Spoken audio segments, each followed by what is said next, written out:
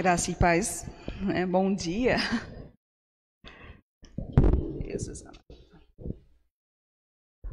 Bom, hoje eu vou começar uma EBD falando sobre casamento. A pergunta é, o que é isso muitas vezes, né? O que é o casamento, né? Pediria para o querido amado João, mudar ali para mim o slide ali rapidinho. Eu quero começar a EBD fazendo essas duas perguntas. Quais têm sido os princípios do casamento na atualidade? Há diferenças entre casamentos de não cristãos e cristãos? Há diferença, será ou não? Peço que os irmãos abram a Bíblia lá em Gênesis, capítulo 2, versículo 18 ao 25.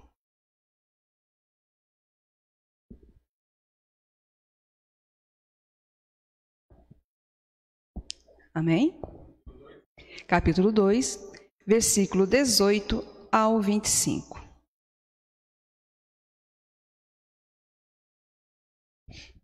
Diz assim a palavra: Disse mais o Senhor Deus: Não é bom que o homem esteja só. Far-lhe-ei uma auxiliadora que lhe seja idônea. Havendo, pois, o Senhor Deus formado toda a terra, todos os animais do campo e todas as aves do céu, trouxe ao homem para ver como lhes chamaria, e o nome que o homem desse a todos os seres viventes, esse seria o nome deles. Deu o nome o homem a todos os animais domésticos, às aves dos céus e a todos os animais selváticos. Para o homem, todavia, não se achava uma auxiliadora que lhe fosse idônea. Então o Senhor Deus fez cair pesado sono sobre o homem, e esse adormeceu. Tomou uma das suas costelas e fechou o lugar com carne. E a costela que o Senhor Deus tomara ao homem, transformou-a numa mulher e lhe trouxe. E disse o homem: Esta, afinal, é osso dos meus ossos, carne da minha carne. Chamar-se-á varoa, porquanto o varão foi tomada. Por isso, deixa o homem pai e mãe e une a sua mulher, tornando-se os dois uma só carne. Ora, um e o outro, o homem e sua mulher, estavam nus e não se envergonhavam. O estudo cuidadoso do tema casamento, à luz das Escrituras Sagradas, é fundamental para a nossa geração, tendo em vista o aumento de taxa de divórcio, inclusive entre os evangélicos. Esse quadro é apenas a ponta do iceberg, ou seja, é apenas um dos sinais de uma estrutura maior que atingiu a instituição da família. Princípios basilares que os cristãos têm sido postos à prova. Precisamos recordar a esses princípios, não só para estarmos prevenidos, mas também para influenciarmos a sociedade com a luz de Cristo. Bom, hoje na EBD, eu quero trazer para nós três princípios basilares do casamento, né? Que seria o porquê que Deus criou o casamento, né? A questão, porque hoje em dia nós não vemos mais a palavra casamento. Se ouve mais ajuntamento, amaziamento, estar junto, caminhar junto, mas casamento em si, a gente não vê. E o que aconteceu? O que houve para chegarmos a esse ponto, né? Quais foram os princípios que nós perdemos, né? Se hoje você chega e fala para mim assim, Vanessa, tem diferença entre um casamento cristão e não cristão? Vocês acham que não tem diferença? Se tivesse, teria divórcio entre os evangélicos? Teria? Não, não teria. Então não tem diferença. Porque nós perdemos os princípios básicos, os princípios basilares do casamento. Primeiramente, eu quero começar que o casamento ele é uma aliança. Se é uma aliança, foi feito por Deus. Então, a primeira aliança que eu quero falar é a aliança espiritual, né? Então, o casamento ele tem três princípios. Então, a aliança espiritual, a aliança social e a aliança sexual. Primeiramente, eu vou começar pela aliança espiritual, né? O casamento é, em primeiro lugar, uma aliança espiritual no sentido de ser compromisso firmado entre duas pessoas perante Deus. É aliança espiritual porque foi estabelecida por Deus. Então, se ela é uma aliança espiritual, então ela foi estabelecida. Mas nessa aliança há duas ideias que eu quero falar. Primeiramente, uma ideia divina e a segunda, uma orientação divina. A primeira que eu quero falar é uma ideia divina. Primeiramente, se é divina, porque foi criada por Deus, né? As Escrituras nos ensinam que Deus ajuntou, não separe o homem. Nós podemos ver isso lá em Mateus 19, 6 ao 9, tá? Quem tiver aí pode abrir para mim, por favor. Mateus, capítulo 19, do versículo 6 ao versículo 9.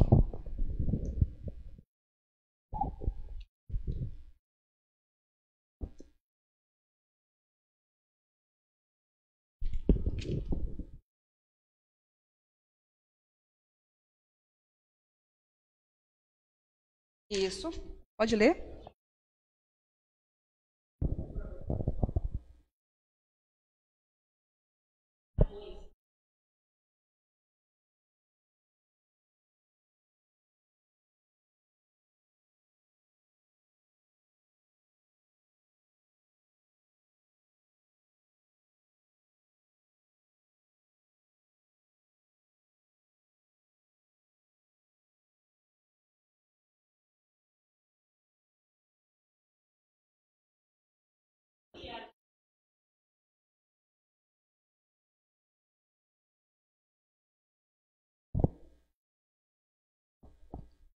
Vendo? Só em caso de até. Mas eu quero trazer aqui para vocês um estudo, né? Não é um estudo, uma pesquisa. E essa pesquisa não é do IBGE. O IBGE é diferente.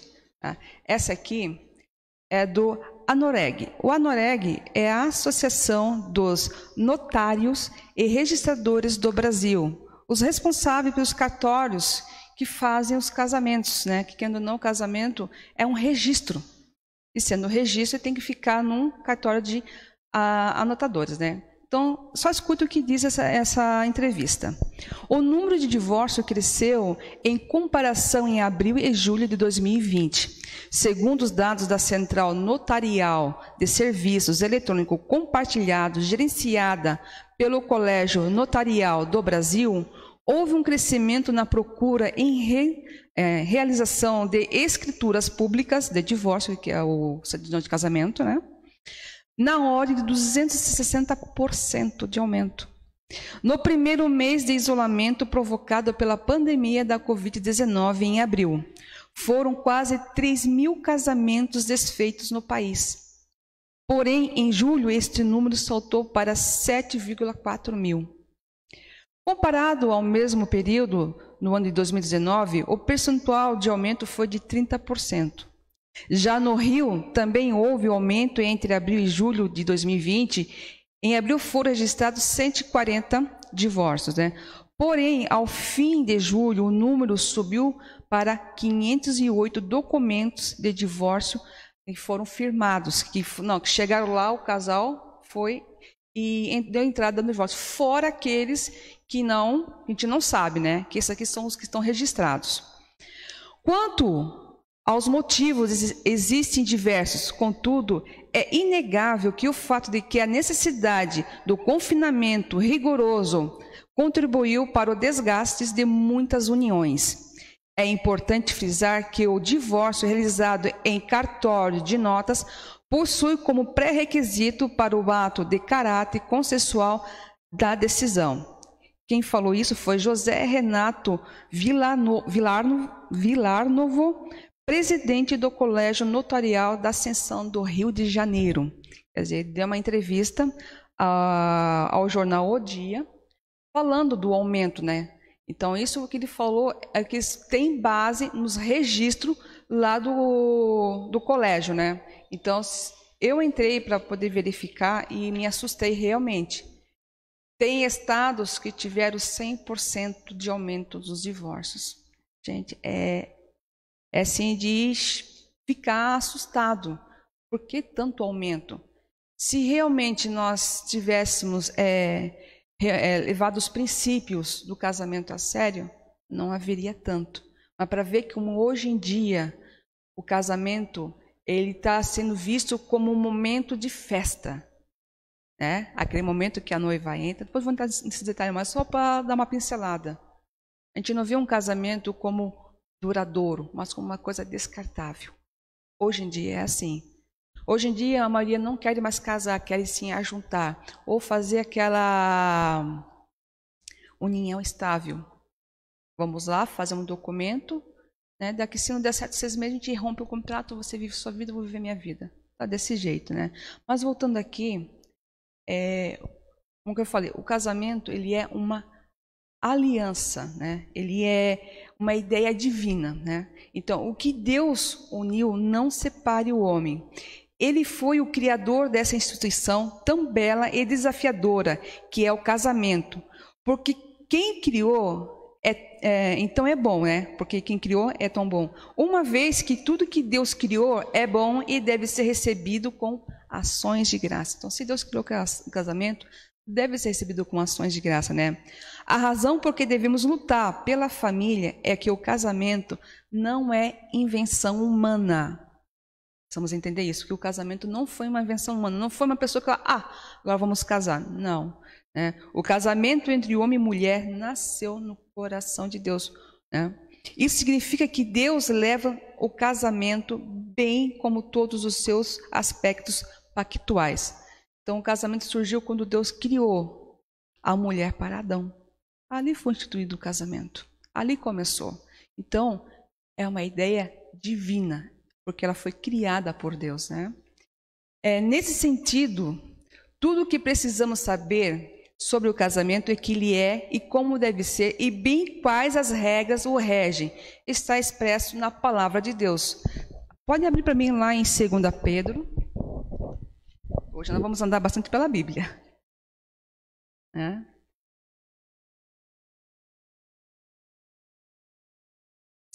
Pedro 1 e o versículo 3. Diz assim: visto como pelo seu divino poder nos têm sido doadas todas as coisas que conduzem à vida e à piedade pelo conhecimento completo daquele que nos chamou para a sua própria glória e virtude. É isso mesmo.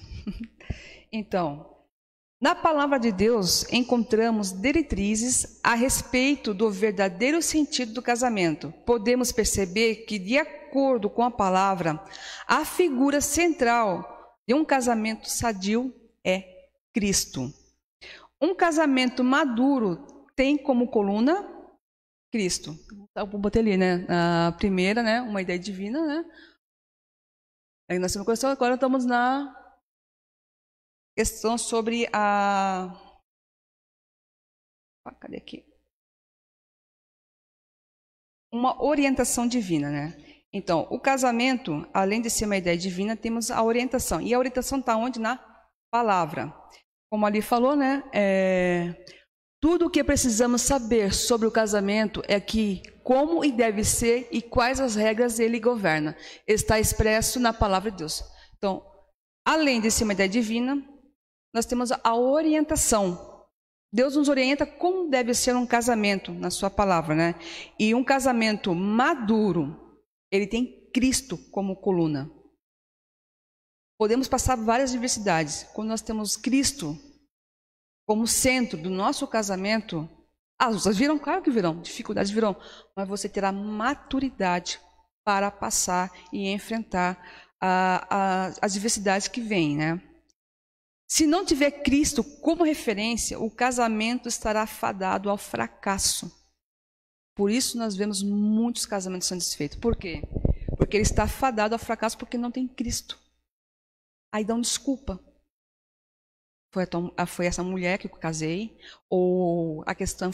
Hoje em dia, a maior índice da separação, pode ver que é a questão financeira.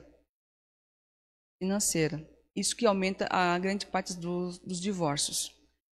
Mas se tivesse Cristo como base, né, e a sua palavra central, os dois saberiam ter a direção de como ir e como passar por essa dificuldade, né?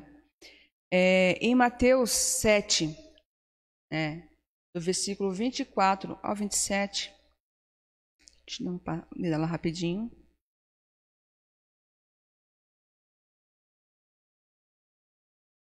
EBD é isso, é nós navegarmos na Bíblia. Como eu disse, já que se fosse uma maratona, eu já teria perdido faz tempo. Capítulo 7, do versículo 24 ao 27.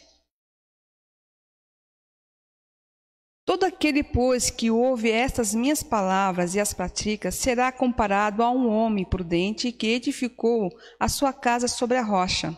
E caiu a chuva, transbordaram os rios, sopraram os ventos e deram com ímpeto contra aquela casa.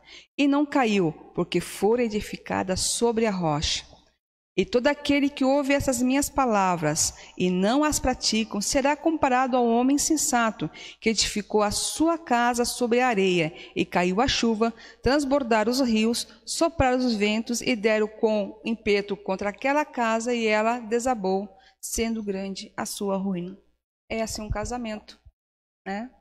Vamos dizer assim, né? Um casamento que não tem Cristo, né, como uma coluna. É isso que acontece. Como aqui o Jesus usa essa palavra lá, dos dois fundamentos. Aqui teve fundamento, veio a tempestade, veio tudo, não a derrubou. Aqui não tinha o fundamento, o que aconteceu? Desabou tudo. Isso já na ABD da semana passada, o pastor Jacques comentou, né? Falou sobre os fundamentos, né? Mas aqui estão falando sobre o casamento, que não tem essa estrutura, né? Para que Cristo seja a base de seu casamento, a sua palavra também deve ser central nele. Não é que temos só Cristo, mas a palavra também tem que ser o centro, né? A comunhão do casal com Cristo também é contemplada por diretrizes. Isso significa que o casal deve ter momentos de oração a respeito de todas as coisas do seu casamento. O casal, sim, tem que ter um momento para os dois orarem um pelo outro, pelo seu casamento, pela sua família. Não só por orações, interceder por outras pessoas, mas por vocês também. Por nós também tem que tirar meu momento com meu marido, dobrar o meu joelho ao lado dele e estarmos orando junto, um intercedendo pelo outro. Isso edifica, isso mostra que o casal está junto, está caminhando junto numa mesma direção, né? Outro aspecto importante dentro das diretrizes da palavra para o casamento é a necessidade de amor. Estrutura fundamental de sustentação dessa instituição. O marido deve se entregar em amor por sua esposa. Olha, coisa boa, né? Ai, quando a gente vê essa parte assim, a gente até fica animada. Mas tem outro porém. Bem como a esposa deve amar o marido.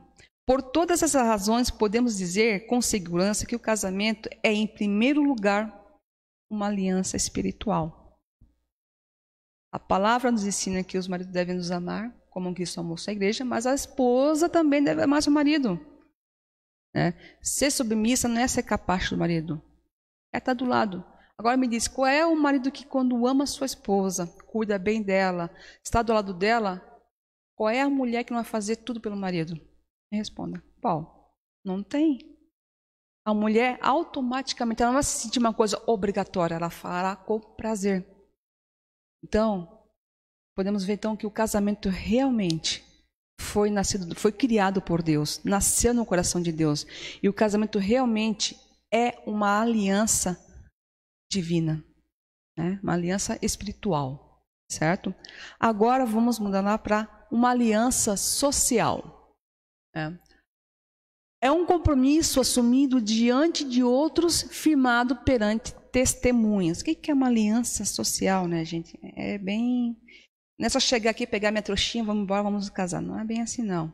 Em segundo lugar, podemos dizer com segurança que o casamento é uma aliança social porque não se trata de um compromisso firmado apenas entre os cônjuges, entre o marido e a mulher, sem interesse e envolvimento do meio social, mas é um compromisso assumido diante de outros, firmado perante testemunhas, né? Podemos perceber esse princípio implícito quando o texto bíblico nos diz a fórmula: deixará o homem pai e mãe e se unirá à sua mulher, tornando os dois uma só carne. Nós lemos lá em Mateus, né, 19:5.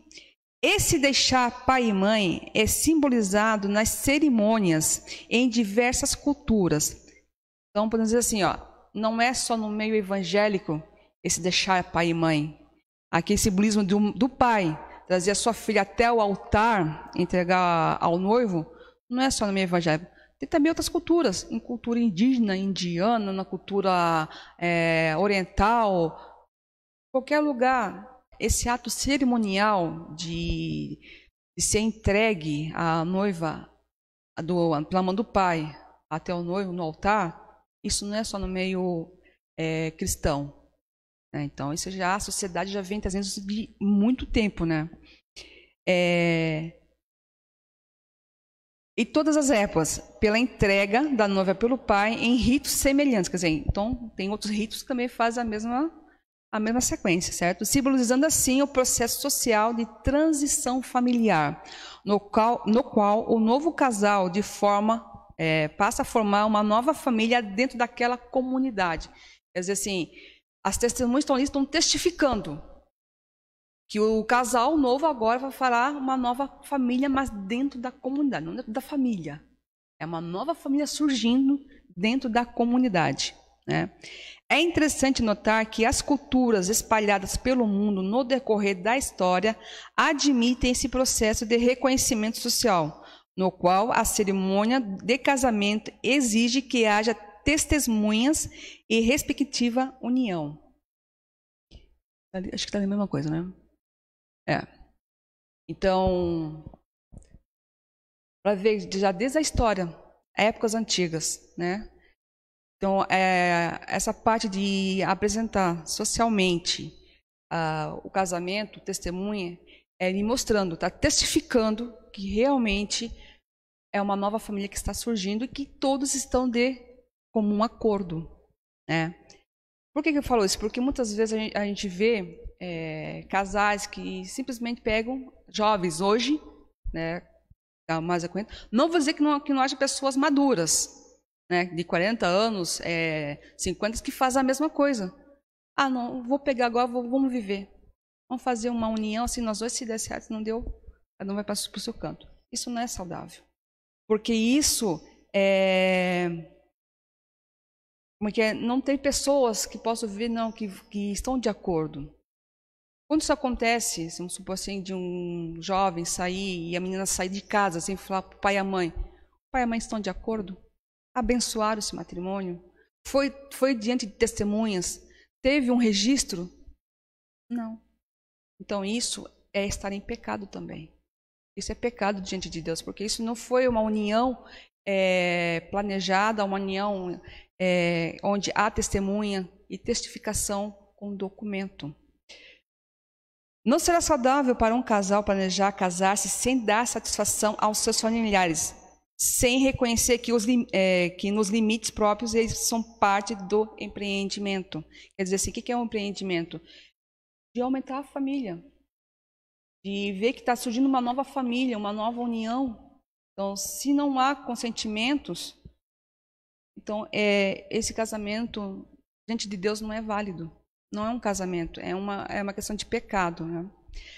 Deve haver reconhecimento social. E por isso o casamento tem que ser oficialmente testificado e documentado para ser um casamento, né, social, dentro da sociedade. Não estou falando assim, questão espiritual, estou falando da sociedade. O casamento para ser verdadeiro, o casamento para ser aceito dentro da sociedade, já tem que ter o quê? Ser testificado por testemunhas e notificado. Pois quando você vai ao cartório, você vai à casa, tem aquele documento dizendo que você oficialmente está casado, né? Quando um indivíduo se junta a outra pessoa para morar com ela ou viverem amasiados, está cometendo um pecado perante Deus, pois o padrão da palavra é que os indivíduos passem por um processo de reconhecimento social, seja por meio de testemunhas ou fórmulas semelhantes. Como que eu posso dizer isso? Como isso tem na palavra? como que isso pode dizer assim? Não, como está na palavra que tem passar por testemunha ou forma? Onde está escrito? Um antigo exemplo a respeito desse envolvimento e reconhecimento social foi o casamento de Isaac. Poxa, mas o casamento de Isaac como? Seu pai Abraão encarregou o seu servo Eliezer de encontrar entre os parentes do patriarca, né, uma esposa para o seu filho. No encontro com Rebeca, Eliezer explicou o propósito de sua viagem. Com autorização, com autorização da família, né? A família concedeu a autorização. A moça foi consultar, quer dizer, não foi assim, vem cá você que eu vou levar para casa, não. Primeiramente, ele consultou a família. Se a família concedia, né? Achavam de uma de suas filhas casar com o filho do seu senhor, né? De Abraão. A família sabe como é a parte da família patriarca, né? Sabe como era conhecido Abraão. Então, falaram que sim. Foi considerado. Então, a família aceitou. Agora foi perguntar à moça se ela aceitava realmente o casamento. Como ela falou que ela aceita, então, diante da sociedade, né, de testemunhas, foi aceito. Então, onde ela foi com Eliezer, né, e foi ao encontro de Isaac, foi o que aconteceu lá, se a gente for ver lá em Gênesis 24, né, capítulo 24, vocês podem ler, né, com mais tempo em casa, né, do versículo 50 ao 58, que conta a parte da união, que foi a parte da união que foi na parte da sociedade, né, então, teve testemunhos. Então, isso aqui está na Bíblia. Então, Deus ensinando realmente que o casamento deve ser testificado. Amém? Vamos lá, continuar aqui, né? Nesse processo de reconhecimento social, os cônjuges devem entender que, a partir da cerimônia do casamento, eles formam uma nova família, dentro das anteriores. Né? Quer dizer, casei, agora é uma nova família, mas a família continua aquela árvore genealógica, né? Vai surgindo outras famílias, né? Então, ela continua dentro da família, dentro das anteriores. A família do homem passa a ser de sua esposa, e a família da esposa passa a ser do marido. E outros, como irmãos, pais, né? Passam a ser parte da família ampliada. Então, a família vai ampliando, vai crescendo, né? Então, a minha família passou a ser parte da família do Jackson, parte do Jackson, e a família dele passou a ser da minha parte, né? Isso é muito bom, mas tem alguns casos que nós temos que cuidar que quando nós casamos, nós não temos que dizer que pai, mãe, irmã faz parte da minha família. A minha família é meu marido, eu e meus filhos. Ali é parente, é uma família ampliada. Muitos casamentos têm esses conflitos porque a gente quer trazer tudo junto. Mas não é assim. É o tal do cortar o cordão umbilical, né? Essa é a maior dificuldade dos casamentos de hoje, né? Alguns casamentos sofrem porque um dos cônjuges não compreende bem esse processo. Realmente, acho que a maioria que passa por esse momento dessa dificuldade é a mulher. Sentir falta da companhia da mãe ou falta da companhia dos irmãos. O homem já tem um jeito mais independente, né? Mas também tem aquele problema de querer ficar perto, né? Algumas esposas, por exemplo, não conseguem desvencilhar-se da dependência de sua mãe. E alguns esposos permitem que seus familiares interfiram em sua nova família. O que eu quero dizer com isso? Muitas vezes o homem não tem aquela opinião formada, né? Espero que os outros tenham que dizer o que ele tem que fazer. E isso muitas vezes prejudica. A mulher em si, ela vê no seu marido a figura do pai. Homem decidido, um homem que tem a sua opinião e vai em frente, né? E quando o homem começa a procurar opiniões diversas, dizendo outros, intrometer a como conduzir o casamento, isso deixa o laço entre eles fraco. Porque ela vê, poxa, meu marido não sei, não toma decisão, não vai para frente, depende dos outros. Pior é quando a mãe faz isso. Vai lá e fala para o filho o que o filho tem que fazer. Aí, gente, sinceramente, é triste, né? Eu dou graças a Deus que nessa parte a minha sogra nunca interferiu, porque o meu esposo, como eu falei, ele não cresceu com o pai, né? Ele faleceu quando o meu marido tinha 4 anos. A minha sogra orientou, quando ele casou, ela não interviu. Ela não se meteu. Ela falou, vai viver tua vida, te vira.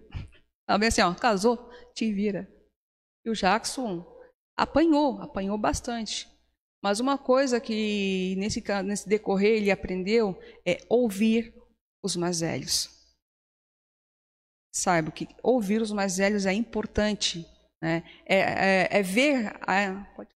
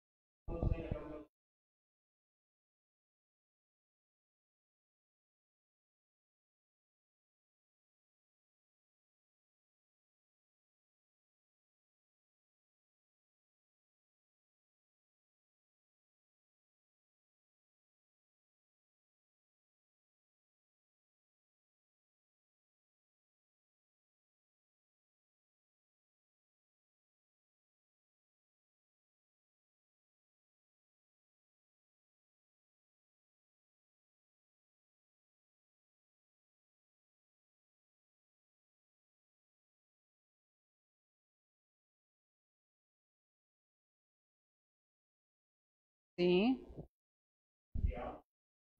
Isso mesmo. Isso mesmo. Então, como o Dinei falou, realmente, né? Quando a gente vê os casais que já estão há muito tempo juntos, a gente pergunta, como é que eles conseguem ficar 40, 50 anos, né? Ou 30 anos convivendo com a mesma pessoa, e você vê um laço, assim, não é assim, tem a amizade, mas um amor, assim, que você vê que entre o casal, né? Então, quando nós, como eu falei assim, eu estou pouco tempo casado com o Jackson, só 18 anos, mas eu olho para as pessoas maduras e tento ver, aprender, né, para não eles cometeram erros, mas quando você vê que ele fala assim, ó, não faça isso, não é esse o jeito certo, escutem, porque você pode passar, mas você vai passar com menos dificuldade. Você vai lembrar, você vai saber, assim, o Senhor te dando a orientação, né? Então, muitos desses casos, quando o marido deixa dar pitaco e a mulher muitas vezes quer ficar na casa da mãe toda hora, cuidem que isso também não é muito sadio, né? Olha só, por isso o segundo significado do casamento é que ele é um compromisso social, ou seja, uma aliança firmada perante a sociedade no qual há processo de transição sociofamiliar. Não quer dizer que o marido ou que a mulher tem que abandonar os pais. Não, me casei, você que se vire. Não. Se o pai e a mãe precisar de cuidados, de uma necessidade, você vai lá, cuida, mas não é prioridade. Entendeu? É uma necessidade, você vai lá, vai cuidar, mas não é prioridade. A prioridade é a sua família, o seu cônjuge e os seus filhos. Ok? Então, aqui encerramos então a parte da aliança social, né? Tem alguma pergunta, alguma dúvida? Se quer comentar alguma coisa? Não? Então, agora nós vamos para a última parte dessa aliança, né? Que o João não podia estar aqui, mas tudo bem, né? Fazer o quê, né, João? Que é a aliança sexual.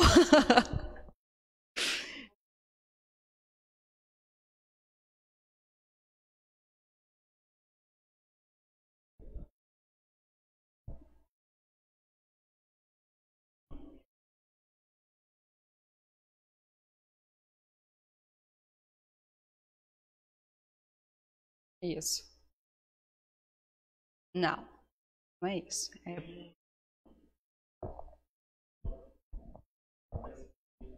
Uhum. Isso mesmo.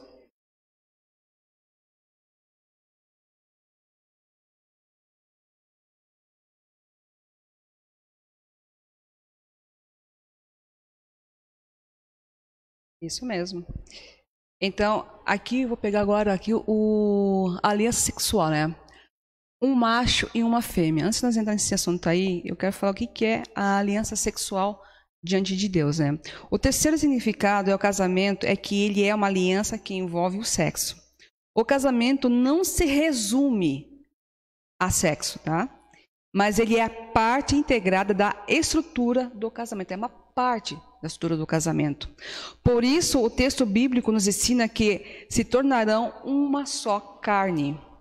Isso a gente pode ver lá em Gênesis também e em 1 Coríntios. Pelo contexto de Gênesis, procriação e os animais em pares. Foi lá dado em Gênesis, ao primeiro homem, ao primeiro casal humano, que era para procriação, certo? E da carta de Paulo, podemos entender que, com segurança, que se tornar-se uma só carne refere-se à união sexual. Então, lá em Gênesis fala da procriação, que Deus tornou o figudo para procriar. Mas já lá na carta de Paulo já fala do relacionamento sexual, entre o homem e a mulher. Alguns princípios bíblicos devem orientar essa união. Gente, eu pensei que eu ia falar rápido. Meu Deus do céu, já está dando a hora. Então, primeiramente, um macho e uma fêmea. Diz ali o seguinte: o casamento envolve um macho e uma fêmea. O homem recém-criado recebeu uma auxiliadora. Nós vimos lá em Gênesis, que Deus tirou da costela do homem e a transformou para ser auxiliadora. O casamento é pautado numa relação de natureza heterossexual entre um homem e uma mulher.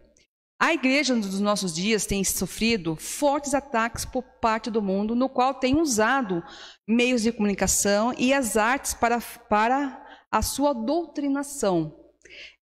Nos fazer engolir o sistema filosófico do movimento LGBT. Diante disso, temos de ser firmes em nossos posicionamentos, a começar pela educação que damos aos nossos filhos.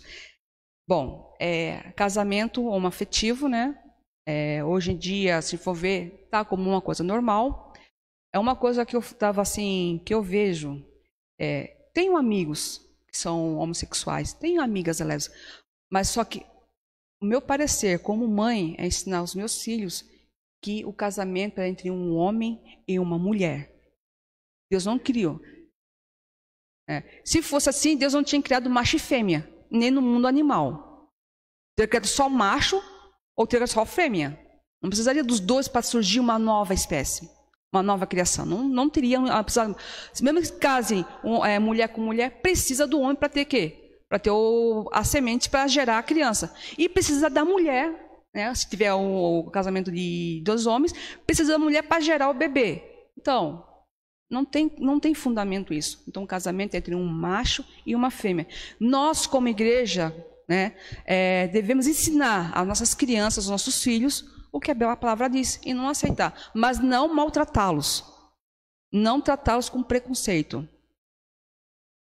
Temos que tomar muito cuidado, porque hoje em dia, se você fizer qualquer coisa, é homofobia, isso dá uma dor de cabeça, gente, e não é brincadeira não, mas ensinar, ter amizade, mas seu filho ou sua filha tem que saber dos preceitos de Deus, que casamento é entre um homem e uma mulher. Agora, se a sociedade está ensinando dessa forma, estão levando dessa forma, mas nós, como igreja, temos que dar o fundamento aos nossos filhos. Ensinar realmente o verdadeiro sentido do casamento. Certo? Devemos cuidar das crianças e dos adolescentes das nossas igrejas, acompanhando-os de perto para que não venham a ceder a essas influências. Principalmente na base da adolescência, que é tudo Maria vai com as outras. Quem passou pela base da adolescência sabe. Porque aquela menina tem forte influência. Essas influências, se nós não cuidarmos, pega dentro da igreja. E pega realmente. E é tão difícil depois de não contornar, de desfazer isso. Contornar é fácil, mas continua. Se dá o contorno, mas ali fica mesmo. Mas tem que quebrar, só tirar isso fora. Então, nós devemos, sim, desde pequenos, ensinar. Mostrar, não esconder. Meus filhos, desde quando, eles perguntam: mãe, por que aquele casal lá de homem estão demandando? A gente fala: eles são homossexuais, são gays, mas eu não ensino os filhos a tratá-los mal. Mas ensino para esse filho: mas diante de Deus, isso aqui é errado. Mas você não deve julgá-los. Não cabe a nós ensinar os preceitos bíblicos diante das crianças, como o Senhor nos ensinou. Ainda com base na autoridade bíblica, fica definitivamente descartada as ideias de casamento entre mais de duas pessoas. Agora está surgindo o casamento, já viu, união tríplice? A bigamia? Aqui no Brasil tem casos. E tem casos registrados em cartório que conseguiram. De um homem ter duas esposas, ou de uma esposa ter dois maridos. Tem. Mas diante de Deus não é. Mas por que lá antigamente lá o homem podia ter tantas mulheres? Aí você me pergunta isso aí, né? Por quê, né? Porque antigamente a mulher, ela não era como hoje, você trata ela como uma pessoa. A mulher era como fosse para procriar. Ou servia para isso. Quando Deus permitiu que o homem tivesse mais esposa, era para proteção dela. Porque quando a mulher era protegida, ela tinha um casamento, nenhum outro homem podia atacar, porque antigamente Israel passou por uma base que, se vocês lerem final de Juízes ali, vocês vão entender bem como que as mulheres eram tratadas, crianças. Então, para proteger, o homem pegava várias mulheres e tinha para a sua proteção, entendeu? Hoje em dia, não. Hoje em dia é para poder... É prazer. Ah, não estou satisfeito contigo, vou com outra. Ah, mas se eu quiser que agora eu tenho um outro marido junto. Não é o certo, né? Porque você não pode agradar dois senhores. A uma você vai amar mais e a outra não. Então, por isso, nas escrituras, né, fala bem claro que só tenhamos um marido e uma esposa. Ok? Isso é a questão do macho e uma fêmea. Agora vamos para o outro propósito, que é o propósito divino, né, na questão do sexo, né? Ali diz assim, para a procriação e propósito inicial, né, que nós vamos ver aqui, né, o sexo foi criado primeiramente, né, com o primeiro propósito para a procriação, né. Deus instituiu o sexo para promover o crescimento da raça humana desde a criação. A ordem direta foi apenas dada aos primeiros humanos, certo? Mas o que permanece para nós é o princípio geral de que uma família é uma bênção e é da parte de Deus, pois os filhos são a herança do Senhor. Então, é um propósito, primeiramente, para a procriação. O segundo propósito, o prazer. Isso fica evidente nos livros de Provérbios e Cantares. Quando nós começamos a namorar, né, o pastor lá na nossa igreja falou assim: Jackson, você não lê o livro de Cantares. Nós éramos proibidos de ler o livro de Cantares. Querendo ou não, Cantares ali estava realmente falando da relação de um homem com uma mulher, né? Não como fosse assim, uma coisa explícita, mas falava como era bom esse momento dessa união, certo? Muitas pessoas têm preconceito com a relação sexual. Acho que tudo é pecado. Não, dentro do casamento não é pecado. Pecado é antes do casamento, né? Cometer isso fora, né?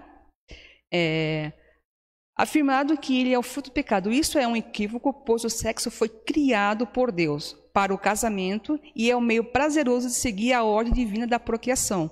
Porque o que foi criado por Deus, se foi criado por Deus, é o quê? É bom.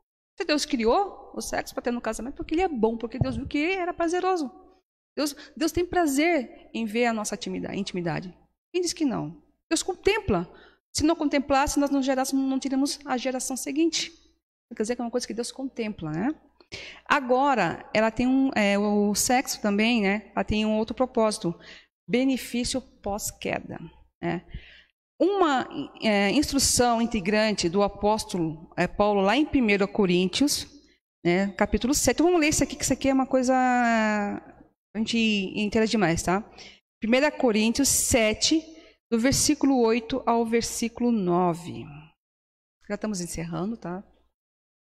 Quase acabando, tá, gente?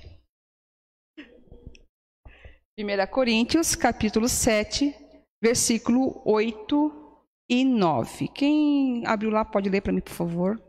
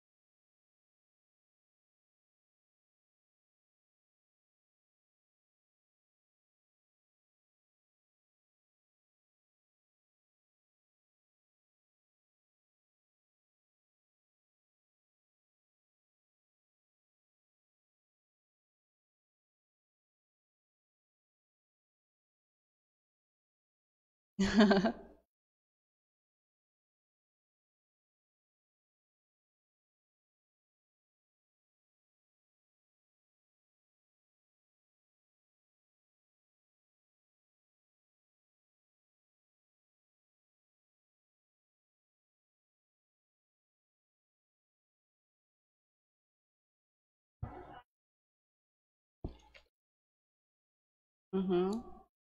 Então, assim, quando Paulo falou sobre isso, para viúvas e solteiros, né? Se você não está aguentando, você precisa ter relação sexual, então case. Melhor casar do que ficar nesse fogo todo, né? Vamos dizer assim, bem o português, né? Ficar com pensamentos, desejos implícitos. Então, se está desse jeito, então é melhor não ficar solteiro. Então, pegue e casa. Agora, se é como eu, que consegue ter esse domínio, então fique solteiro. Foi esse caso que o Paulo falou, né? Em questão das esposas, o que eu posso dizer assim? Antigamente, quando os maridos, vamos fazer agora, eu vou ficar um período sem ter contato com a minha mulher, porque eu vou me consagrar, né? E deixava a mulher 10, 20, 30, 40 dias sem ter. A mulher, vou fazer 40 dias de jejum sem ter relação, tchau. Poxa, mas como assim, tchau? Como é que eu fico? Tinha muito disso, principalmente na parte dos homens, porque as mulheres, como falei, naquela época, elas não tinham esse direito de hoje que nós temos de expressar os sentimentos, né? Então, elas só ficavam servindo, né? O apóstolo não está dizendo que isso é o melhor do que se pode dizer do casamento, ou que ele não serve para outra coisa. Ocorre que alguns membros da igreja de Coríntio argumentavam que os cristãos deviam se abster-se do casamento até na atividade sexual, mesmo dentro do casamento, né? Paulo ensina os cônjuges a viver de modo abnegado no casamento e sugere razões pelas quais ficar solteiro seria preferível, né? Nas circunstâncias daquele momento, lá de Corinto, certo? Mas, mesmo havendo, porém, razões para alguém permanecer solteiro, Paulo fala da sabedoria do casamento, uma defesa contra a imoralidade nesta época pós-queda. Para se proteger contra o pecado, cada homem deve ter relações sexuais com a sua própria esposa e cada mulher com seu próprio marido. Entendeu? Como pode estar explicando, né? Estou na questão daquela época. O Paulo falou, né? Se melhor permanecer solteiro, se não der, cases. Então, na questão daquele momento ali, né? Marido e esposa não coexistem de forma independente, mas como uma só carne, e compartilham de seus corpos para servir um ao outro. A compartilhação dos corpos, né? Um ao outro.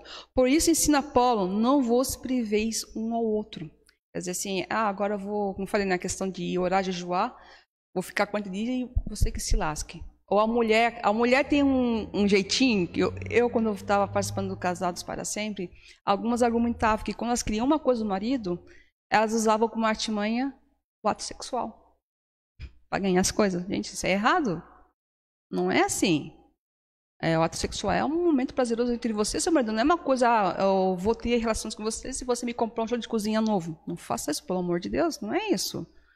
O marido ele vai, a questão da cuidar da casa, prover as coisas da casa, é a função do marido, mas não use a relação sexual para você conseguir o que você quer. Isso não é moeda de troca. Se foi criado por Deus, é algo bom, é uma coisa para ter entre o casal, certo? Deixa eu ver aqui. O cônjuge não deve privar um do outro da intimidade conjugal. Haverá momentos de abstência, né, dentro do casamento, mas com o consentimento mútuo, né? A abstinência não pode ser permanente. Como assim? Claro que vai ter um momento que o seu marido ou a sua esposa vai querer tirar um momento para falar com Deus. É oração, um momento assim, agora eu vou tirar um dia de jejum, eu quero jejuar, eu quero tirar um momento para Deus. Sim, que a palavra ensina, mas que os dois estejam em um acordo. Eu vou ficar uma semana orando e jejuando, então a gente não vai ter contato físico. Você me ajuda, me apoia? Vamos botar um exemplo, tá? Não chegamos a esses extremos ainda, né? Sim, a esposa vai compreender, ela vai entender que é o momento que o marido está ali orando, jejuando, se consagrando, buscando a face de Deus, e como ela também vai ter um momento que ela vai precisar ter esse momento de intimidade com Deus. Então, nesse período, sim, a relação sexual pode ser, não precisa ter, pode se tirar um pouco, né? Mas que não seja duradouro.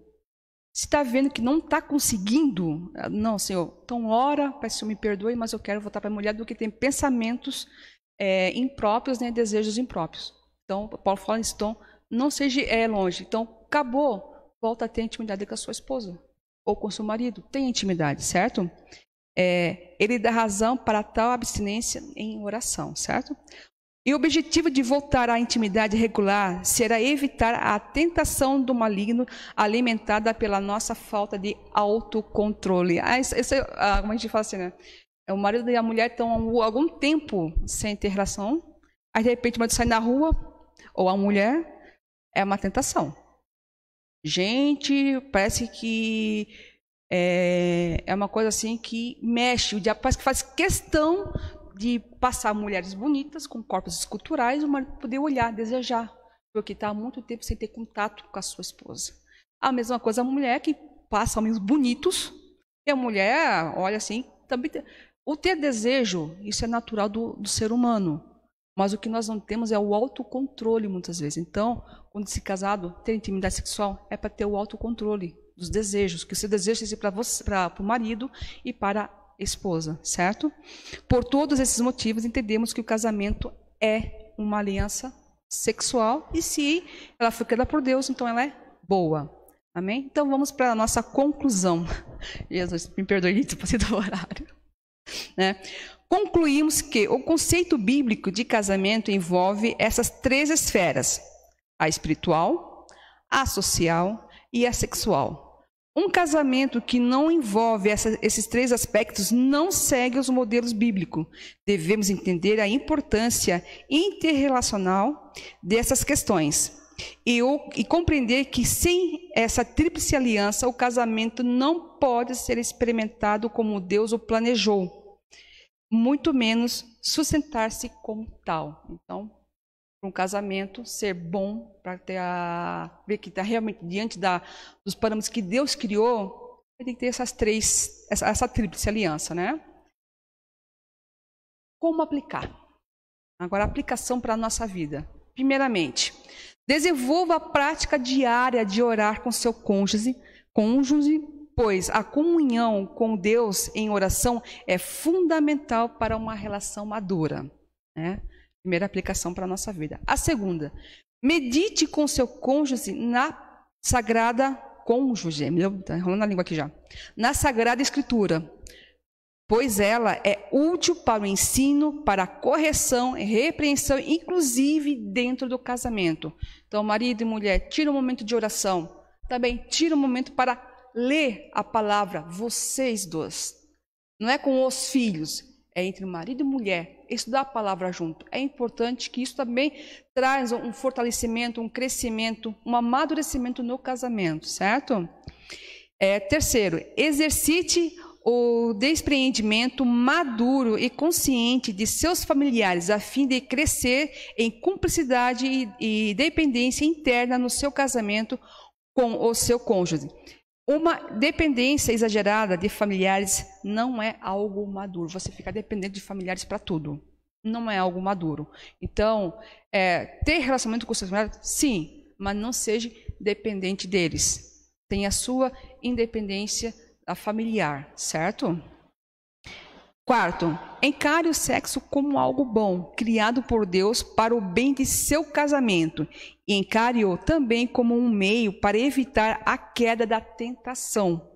Por isso, não seja negligente nessa prática. Então, maridos e esposa, por favor, não sejam negligentes na sua intimidade com a sua esposa e seu marido, por favor, porque isso evita a tentação, evita ver desejos impuros, ver coisas que não estão acontecendo, certo? Então, façam a sua intimidade regulamentada, tá? Certinho, certo? Então, com essa aplicação, hoje eu encerro o nosso estudo, né, bíblico sobre casamento, né? Então, daí a próxima EBD vou falar sobre as funções do marido, certo? Então, fica com Deus, amém?